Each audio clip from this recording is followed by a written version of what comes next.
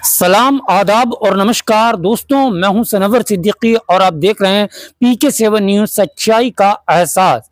घटना है कैराना के गांव इस्सोपुर खुर्गान की, जहां पर आरोप है कि जो सपा विधायक हैं और सपा सांसद का चुनाव लड़ रही हैं, उनके गुर्गों ने ये दूसरी पार्टी किया है और वोट डालने के समय उनको रोका गया है, पोलिंग बूथ तक नहीं जाने दिया गया है और उनके साथ यानी कि वारदात को अंजाम दिया गया है। उसको गंभीर व्यवस्था में जो है कैराना हॉस्पिटल में भर्ती कराया गया। मैं कैराना हॉस्पिटल में ही हूँ। कैमरामैन से कहूँगा एक बार कैमरा इधर फोकस करके दिखा दें। जो इंतजार नामक व्यक्ति है वो यहाँ पर भर्ती कराया गया है। अब पूरा का पूरा मसला क्या है, आखिर ऐसा हुआ कैसे है कि जहाँ पर एक तरफ तो योगी सरकार और इलेक्शन कमीशन निष्पक्ष चुनाव करने की जो है ऐलान कर चुका है और दूसरी ओर चुनाव को बाधित करने के लिए दूसरी पार्टी के लोग चुनाव को बाधित कर रहे हैं। सीधा सीधा आरोप है कि समाजवादी पार्टी के जो समर्थक हैं, एक जो गांव के रुआबदार नेता हैं, उन्होंने इनके साथ मारपीट की है। तो अभी मैं यहाँ पर आपको लेकर चलता हूँ। पीड़ित क्या नाम भाई आपको? नाम क्या आपका? इंतजार है जी। कुर्बान गराम कुर्बान। अच्छा, क्या हुआ है? वोट डालने के लिए जा रहे थे जी। रास्ते में प्राइमरी स्कूल है, वहाँ भी वोट डाल रहे थे, बूथ है वहाँ भी। हमारा बूथ अगला था जी, दूसरे स्कूल में। रास्ते में यू प्रमुख साहब खड़े थे और उन्हें धमकी दी पहले तो, और कहा कि वोट नहीं डालना और भाग जाओ। क्या आपके साथ ही घटना हुई या और भी कार्यकर्ता थे या आपके? उस टाइम में इजा लग रहा था जी वोट डालने के लिए, और उसने बचाया। क्या आपको उनको पहले पता था कि आप दूसरी पार्टी से हो? हाँ जी, उन्हें पता था कि मैं दूसरी पार्टी का कार्यकर्ता हूँ और वो चाहते थे कि वोट ही न डाले, यहाँ एक भी वोट न डाले पार्टी का। और मेरे पे भी हमला करा और मारपीट करी। ये देखो, इधर से रिकॉर्ड करो जी, इधर को आगे गर्दन का जी और हाथ का जी। ये देखो, क्या किस चीज से वार करा गया? पहले तो हाथों से बजाया जी, रेपट चट्टू, बाद में फिर उसका एक पोता है वो बुलाया जी। अच्छा, कवर नाम है जिसका, उसने बजाया जी। ये देखो जी।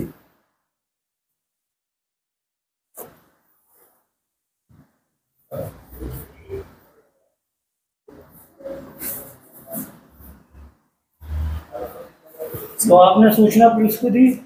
मैंने सूचना दी जी। हाँ, क्या पुलिस मौके पे पहुंची? मौके पर नहीं पहुंची जी। और यहाँ कौन लेकर आपको? यहाँ साथी दोस्त लेकर आए जी, गाड़ी में घेर के लेकर आए जी। कोतवाली तो गए होंगे आप? कोतवाली गए जी, उन्होंने मेडिकल के लिए रेफर करा जी।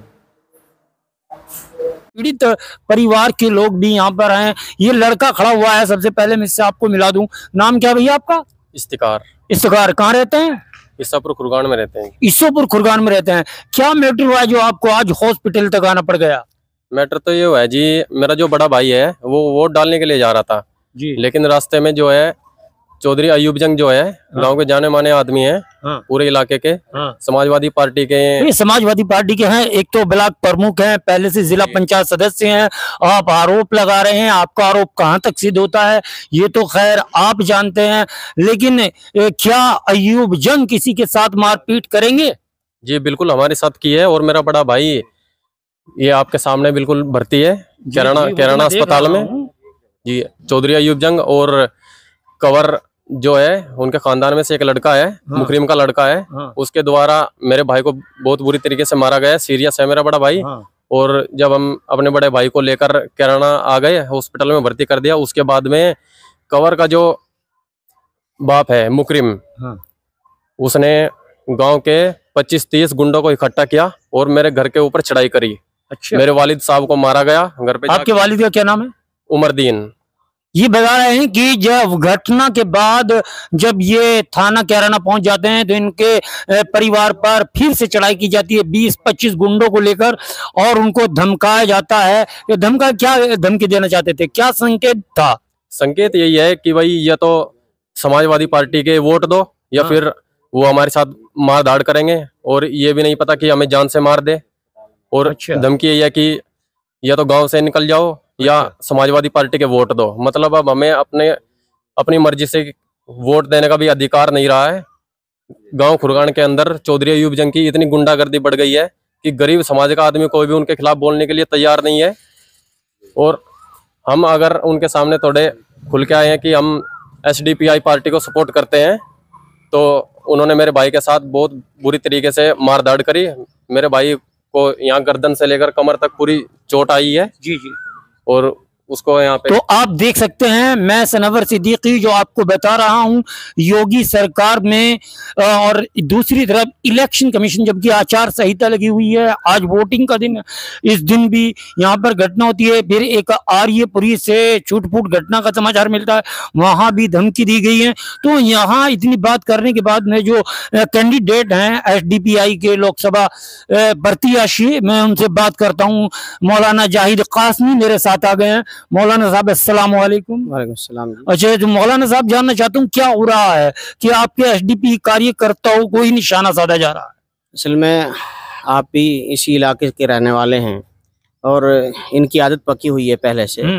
ये तो योगी सरकार की जो अभी चली हुई है योगी की, उसमें आकर के बहुत सुधार हुआ है। लेकिन अभी जो है ना, अब देखिए हमारी पार्टी है, सबको हक है, लेकिन क्या है कि ये लोग जो है ना, किसी को अपने सामने खड़ा होना ये गवारा नहीं करते। और इस वक्त में हमारे भाई के साथ में इस तरह की बदतमीजी कार्य भाई देखिए, अगर इस बात तरह से देखें कि किसी का खड़ा होना पसंद नहीं करते, तो यहाँ पर श्रीपाल राणा के किसी कार्यकर्ता पे क्षेत्र में कोई खबर नहीं मिली कि हमला हुआ है। हमारे इस इलाके में जो है SDPI जो आई है, वो इन्हीं मुद्दों को लेकर के आई है, क्योंकि यहाँ बरसों से इस तरह का अत्याचार चल रहे हैं।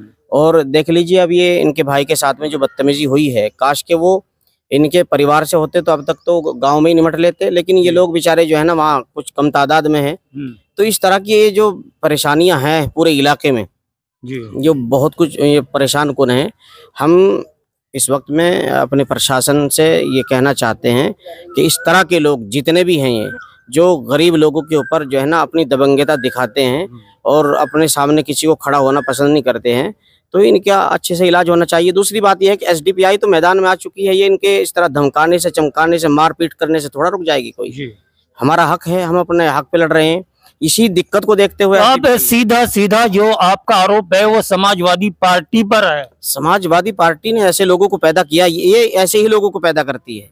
आपने देखा होगा पहले भी कि इसी तरह के लोग, और अब भी वही चीजें उसी से ताल्लुक रखने वाले, उसी पार्टी से ताल्लुक रखने वाले ये लोग हैं, वरना तो और कोई आपको ऐसा नहीं मिलेगा पूरे इलाके में। अच्छे में क्या चाहते हैं आप? जैसे जिला अधिकारी महोदय हैं, SP साहब हैं, उनसे क्या अनुरोध करेंगे? अनुरोध तो मेरा ये है कि देखिए, हमारे ये लोग हैं, इसी तरह गांव देहात में पड़े हुए हैं भाई, तो इनकी हिफाजत होनी चाहिए। इस तरह आगे भी जो है ना इनको नहीं, आज तो इलेक्शन का दौर है, आप साथ में खड़े हो गए हैं, आज इलेक्शन कल खत्म हो जाएगा, तो इनके साथ अगर कोई दुश्मनी होती है या इनके साथ में कोई इस तरह की निभाई जाती है कोई पुरानी रंजिश, तो उसके तहत इनके साथ कुछ भी हो सकता है। उस दिशा में आप क्या करेंगे? उस दिशा में तो हम मजबूती से खड़े रहेंगे। वो तो चीज़ तो छोड़ दीजिए कि हम ऐसे नहीं है कि आज वोट ले ले छोड़ दीजिए, लेकिन हम इतना ज़रूर करेंगे। हमारा प्रशासन बहुत मजबूत है, ऐसा नहीं है कि प्रशासन यहाँ का कमज़ोर है। यहाँ की सरकार बहुत मजबूत, प्रशासन बहुत मजबूत है, हम उस पर विश्वास रखते हैं,